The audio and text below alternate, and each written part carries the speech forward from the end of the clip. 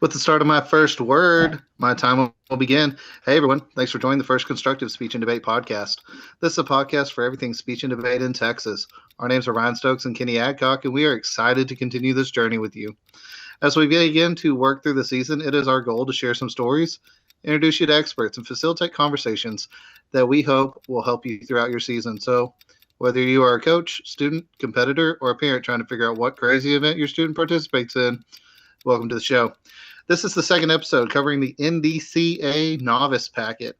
Our goal is to give you a brief overview of the arguments and our thoughts on how to use them.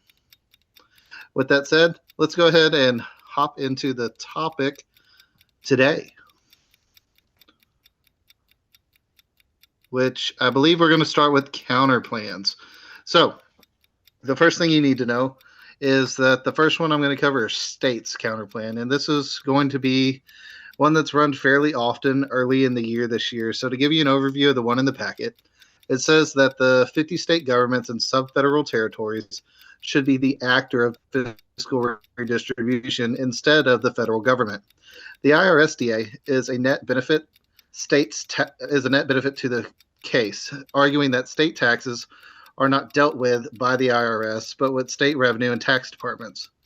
Thus, the PIC evidence or plan inclusive counterplan evidence directly ties to the affirmative cases in the packet better than it does ones outside.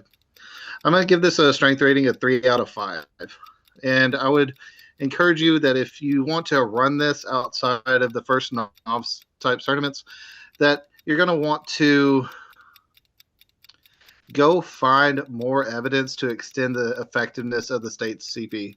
But if you just want to run it early, this file is excellent for teaching how to run a counterplan against a case that you have prepped out, right? So later on in the season, your kids are going to need to know how to really go after a file that they have a counterplan prepped out for, and this will help them with that. So use this as a teaching tool. Which, to be fair, you would agree that the state's counterplan is going to be a staple on the negative side of the resolution this year, correct? Yeah, unless something happens that weakens like the federalism good argument. There's a government term for my government teachers out there, right?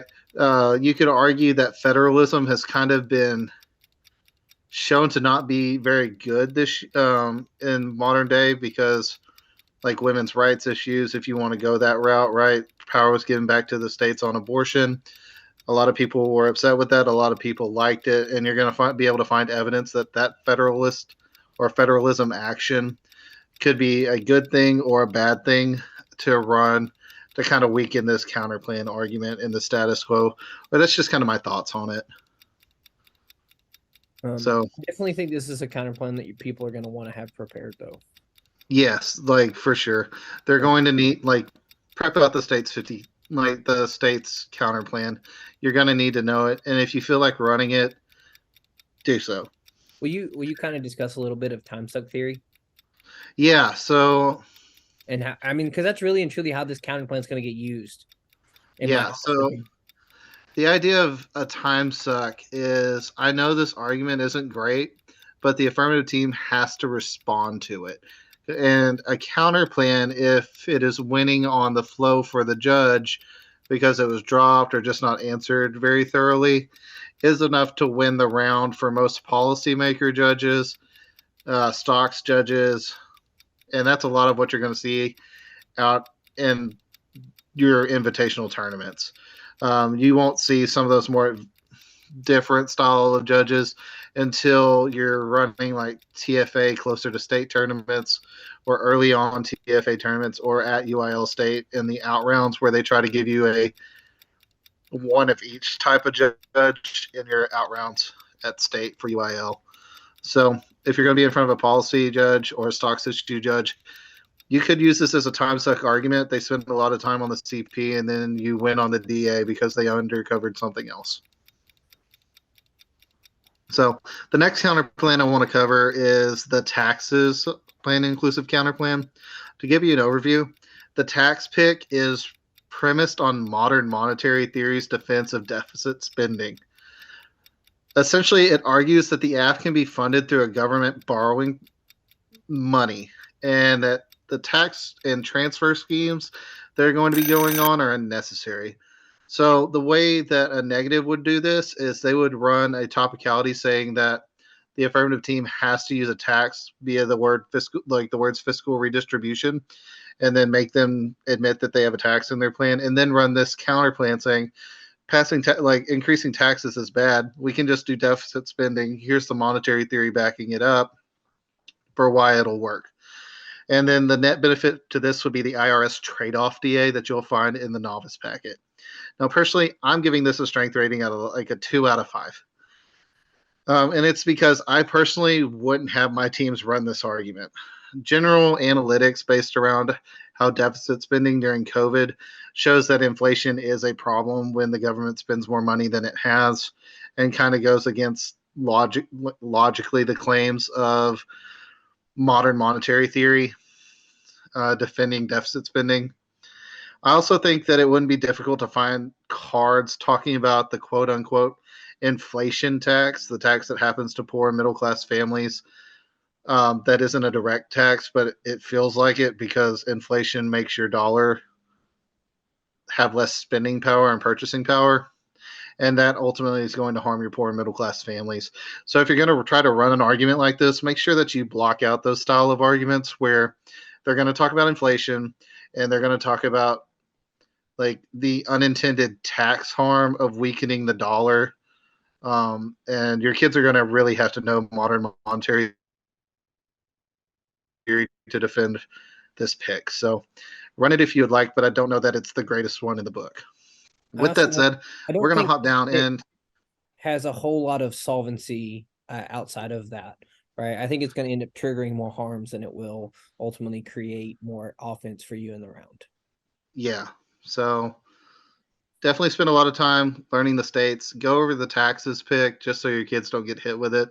But I wouldn't advise running it. I'm not saying it's a bad argument. It's just it's a lot for novices to try to defend without a lot of study.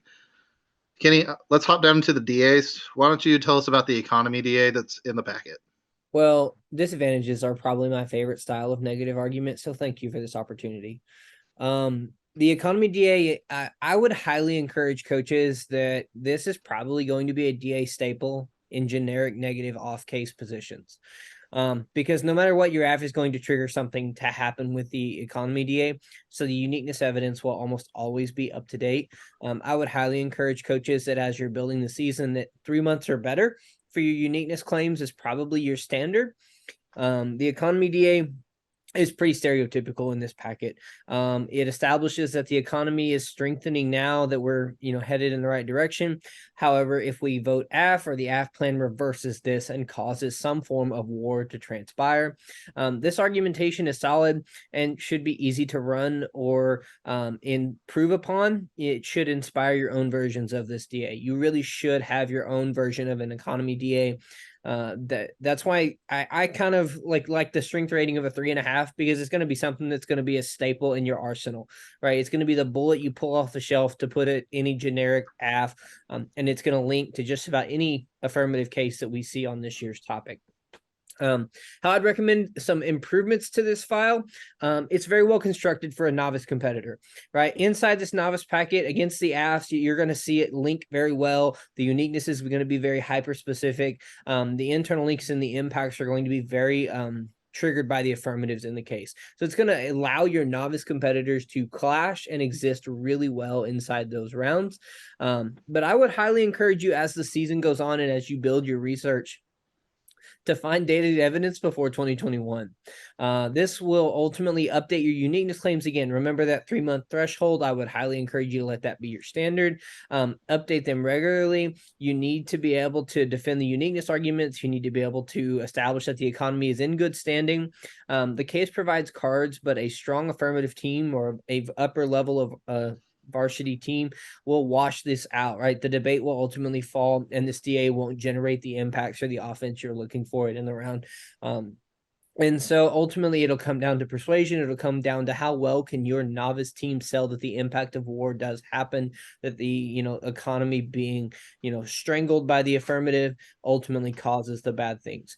So that's the economy DA. And again, I think it's a generic bullet that's going to be in everybody's arsenal that you need to have ready to use and be ready to answer.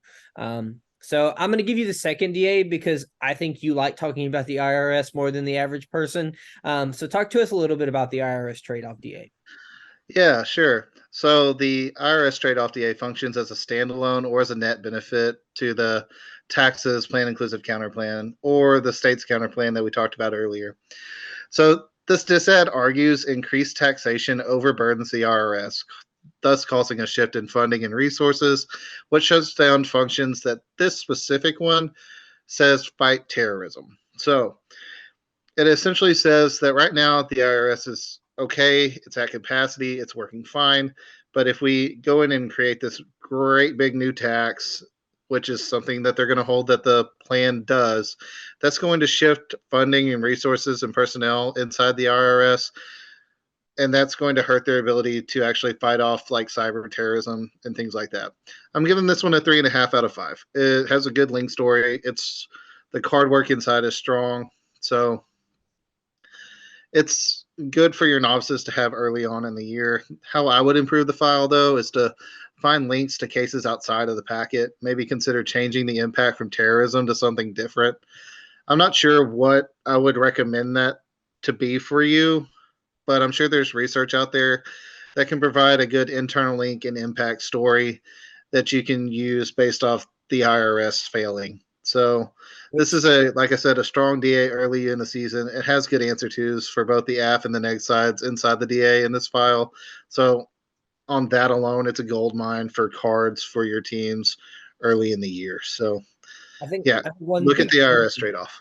we need to make sure our listeners are aware of is that even though these DAs have really solid internal link impact chain stories, that they are not contractually obligated to those stories, right? You can pull out that war impact or that terrorism impact and craft a good story and make sure and still use the IRS trade-off and keep that update going throughout the season. And I would encourage that.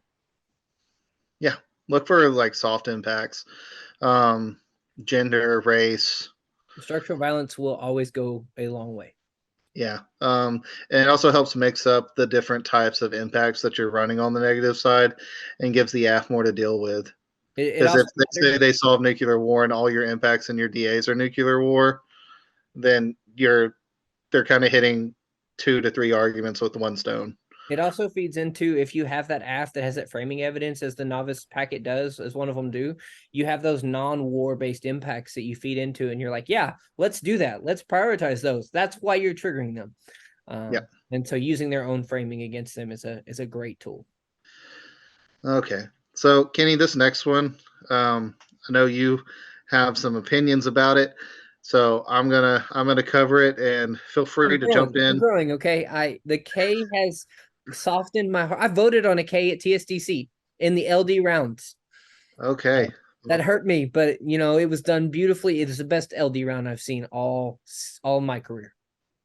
I'm glad you're growing. Yeah. So let's talk the K that's found in the novice packet. And it's a capitalism K. And if they were going to put a K in the novice packet, this had to be the one that they were going to do. It's super well written for the novice level. I had my reservations about it when I saw that they were having novices look at Ks. But then I read through it and I was like, okay, they did a good job.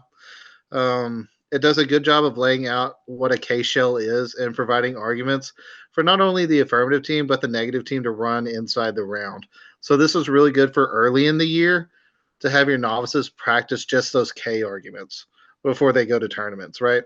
Have an AF side take the answer twos to the K and have the negative team run the K as their only argument in the round. It's going to shorten the amount of round time and allows them to really focus on how to answer Ks and how to run Ks before they go out to their first tournament.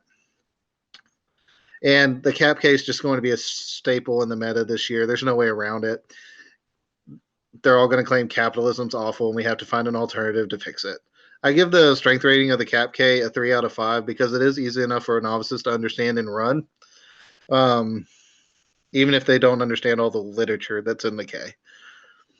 The way I would improve the file is I wouldn't spend time trying to improve this file. It's super fleshed out for the novices to be able to run against each other, which is great for debatability. But it will fall to AF teams that have different arguments against specific parts of the K. And since they will also have read the K2, they're going to go prep out this version of the Cap K. So you're going to need to go find a different one for later on in the year. So use this to write your own K shell, or go find some on open evidence. Try to Frankenstein something together to make a solid Cap K that your varsity teams can run throughout the year. Kenny, do you have anything to add to the capitalism K? I think you hit the nail on the head. This is a K that we're going to see.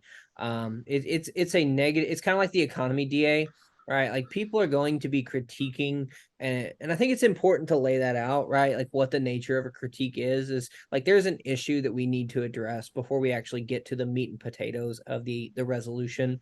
And so I think critiquing capitalism is going to be a conversation that people are going to want to have. And I appreciate the literature being softer because there's some cap Ks on OpenEv that are so dense that it's like trying to drive through the fog and the mist and you don't know what's going to kill you. And so I appreciate the fact that this was softer. It was a little bit more watered down. And it's a solid introduction to K debate, which has its own merit. It has its own credibility. And I think there is, value in that. I just personally am a bit of a traditionalist and I want to have the valuable debate on the resolution that people took time to write a paper, to spend time analyzing and doing all of that. But I do think there is merit in saying, hey, there's a big issue that we need to address before we actually get to this debate round. Yeah. Speaking of traditionalist, I've got a word that starts with T for you that I'd like you to talk about, and that's topicality inside the novice packet. It's my favorite theory argument. Huh? It's my favorite theory. Oh, yeah. And it's a voting issue for sure. So why don't you go in and talk about topicality that's found in the packet? So I think the novice packet does a really good job of creating a T-shell for you. What I've seen here in my analysis is that this file gives a basic setup. It gives you the basic violation, basic interpretation, basic standards, basic voters. Nothing really complex about this. What I really like about this particular T is it does just that. It gives you a shell. And I think it's important for our listeners to know what we mean when we say the word shell, right? And so this is kind of a template that we can take for the rest of the season and write our own T arguments based upon the words, the interpretations, the different ways we see these phrases or terms in the resolved breaking out, and ultimately holding affirmatives accountable to making sure that they exist on the playground that the framers of the resolution put together.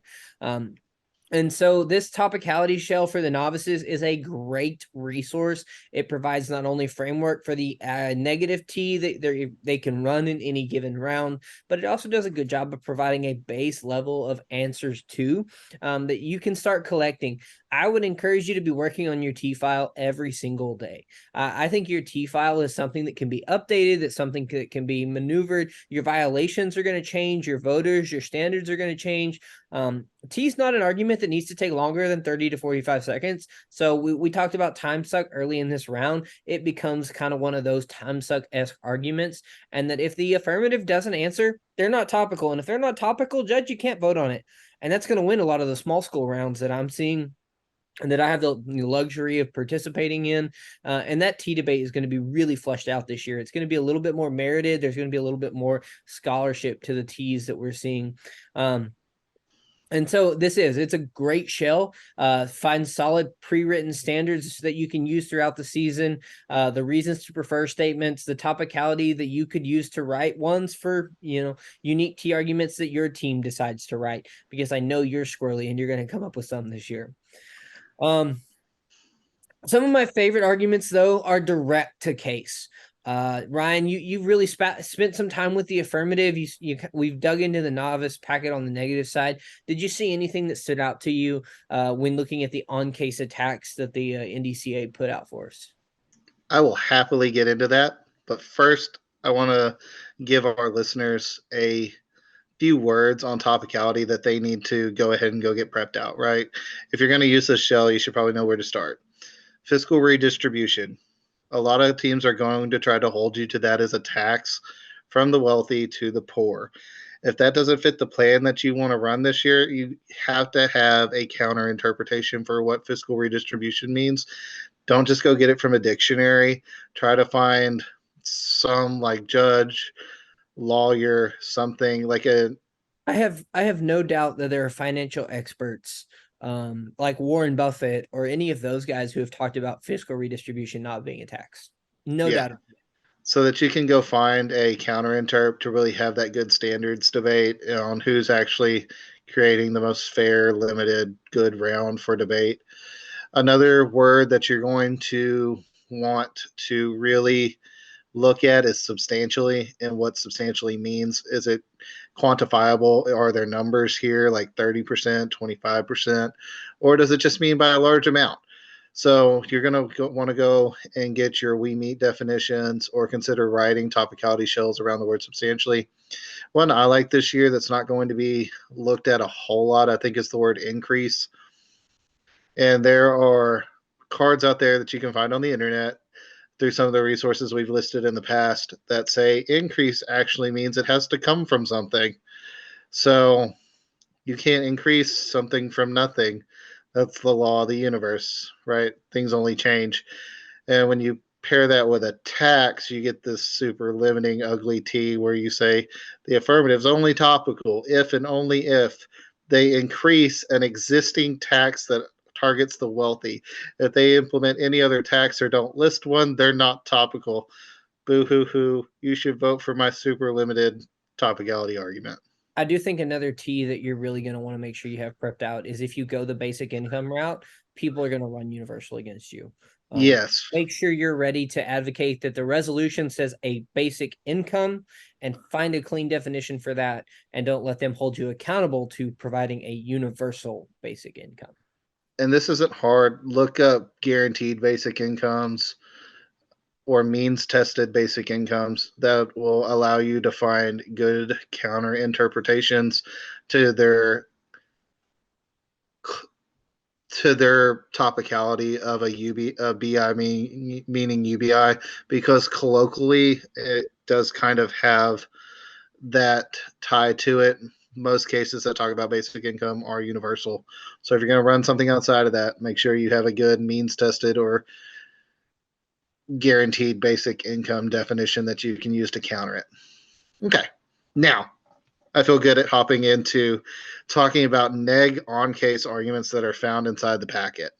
Now, remember the 4 AFs that are in the packet are the Green New Deal job guarantee, a means tested basic income, Social Security 2100, and universal basic income. Each one of these AFs has their own individual on case argument set inside the novice packet. So what you're going to do is, if your novices are hitting a Green New Deal job guarantee or a means tested basic income or Social Security 2100 or universal basic income, they're going to go open up the specific on case argument document to that AF. And inside of it, there are an amazing wealth of cards for them to use in going after harms, solvency, inherency on those AFs, to where you really get that good traditional on-case UIL debate. I would highly recommend, because this is such a gold mine for cards to use against not just these cases, but cases that are going to be in these veins. We've already talked about, UBI is going to be something that's ran all year. People are going to be in Social Security. People are going to be looking at job guarantees, because those are the 3 areas. You can pull cards out of these on case pre-written briefs, essentially, to use throughout the season if you have trouble buying briefs, or maybe you just don't have time to do the research. These will at least give you a good fundamental starting point for making those solid on case arguments. Okay, so we've got actually a little time left in this episode. Well, so go ahead. One thing I want to encourage our listeners with is this is where your 2AC master file comes, man. right? Like what I would highly encourage our listeners to do is to take this right here and say, all right, cool. They have an answer to the inequality advantage, and then start cutting that, all of the answers to, right? Whether it's a uniqueness answer to or a link answer to, right? Start putting all of that inside of a master file, and then open up a second document for the rounds that you participate in, right? Like this is round one at the Sunnyvale tournament. I was neg and they ran the Green New Deal, and I needed to answer the innovation advantage. So boom, and then pull that out. This is where your master file really comes into play and really comes handy, because you just start cutting cards and you start crafting that. And as you're building that, you'll find that you're familiar with it. Your kids are familiar with it. And I mean, it makes you a beast. Like that master file is one of our best kept secrets. Yeah. So for my new coaches, you've never put together a neg strat. You're staring at all these arguments. Me and Kenny are both going to give you our idea of what is something that you can hand your novices to take in there and run depending on what they hear. So if they hear the other team is running a jobs guarantee, first you're going to tell them, okay, that's awesome. We have cards on that. You're going to go pull the on case file for jobs guarantees, see if there's anything in there that's not specific to the Green New Deal, but just to job guarantees. And we're going to try to run 3 arguments out of that file. You're also going to run the state's counter plan, because there's no reason we can't take this down to the state level for a job guarantee inside the states. Then you're going to pair that with either the economy disadvantage or the IRS trade-off disadvantage, depending on which one that you feel are more comfortable with as a novice. And then if they still have time, you've got some fast readers, have them go pull one topicality out of there on fiscal redistribution or substantially, and have them run a T. So what that does is it gives you a counter plan, a disadvantage to weigh it, a topicality, and 3 on-case arguments. That's going to give another presumably novice team 6 arguments to answer in the second affirmative constructive, and that's going to be a really strong neg strat for your neg team in what could be their first round. Kenny. I'm gonna take a different approach because I'm small school, and the counterplan debate isn't something that I need to spend as much time with. Okay. When I'm prepping for UIL State, the T disadvantage and on case are like the route to go. So I'm gonna go T substantial at the height of the flow. Right. I want my AF proving how they are topical, because if they're not, I just won that stock issues ballot. I'm then going to put 2 DAs on the flow, right? I want the economy DA, and then ideally I'm going to try and pair a specific DA. So the IRS trade-off for this scenario is going to be a great example for offense. It's got 2 different impacts, and we talked about the impact, toolbox that you can kind of start building. And then I'm going to hammer the case. We're going to go after their solvency. We're going to go after their harms, and we're going to use that answers to file, and we're going to really build that nice 1NC framework that the 2AC's got a lot of meat to work with, right? They've got to work with our T, they've got to work with both our disadvantages, and then they've got to talk about how we dismantled the affirmative case and took out all of their harms and solvency and went after the stocks that we felt were the weakest in that particular round. And then, from there, the 2AC the 2NC 1NR just becomes the 13-minute block of destruction. We're going to split that however those kids feel comfortable, and then make the 1AR's life really hard, because we've spent 13 minutes just ramrodding the idea that the affirmative is bad policy and shouldn't be passed. Okay. Now I'm going to give you what I would do if I had an intermediate team. We're talking like sophomores. They're trying to expand what they're doing, but are limited to the NDCAF because they're competing early on in the season and haven't really prepped out their own cases yet. On the neg side, we're going to do the state's counter plan for whether that's as long as it's like the job guarantee or one of the basic incomes. I wouldn't run states against the Social Security. Okay. But if it's one of those, I'm going to advise them to run the state's counter plan. We're going to run both DAs. They need to run the economy and the IRS trade-off. We're going to pair that with at least 2 topicalities. and 3 on-case arguments, probably focusing on solvency. I don't want to go after inherency if I'm arguing that they're going to trigger the DAs, because those can get a little washy when it comes to like a judge that really knows their debate stuff. Or if I want to back off that route, I might just have them run the cap K. They're going to be their first tournament. We're going to run a one-off K on them and try to really get my team to go in and explain that K really well, if that's how we're going to be moving forward in the season.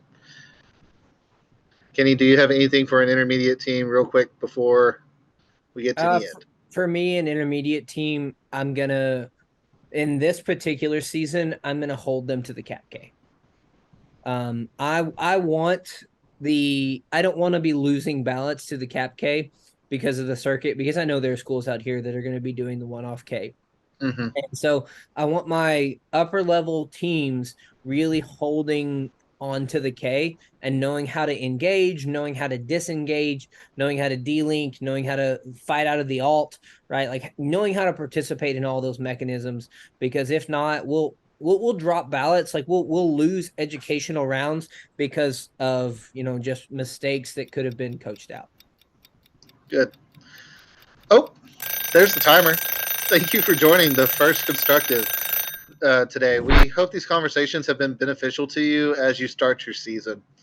Hey, if you're enjoying the episodes, please give us a like on YouTube and consider subscribing on YouTube and our Spotify channels so that you don't miss out on any of our new content that's going to be coming out. Speaking of new episodes, next week we are going to tell you everything you need to know about Extemp with the help of the current 3A state champion, Coach Cody Morris. Hey, Thanks. Don't sell him short of his Triple Crown now. I was going to talk about that next week. Thanks. Y'all come back in here. Bye.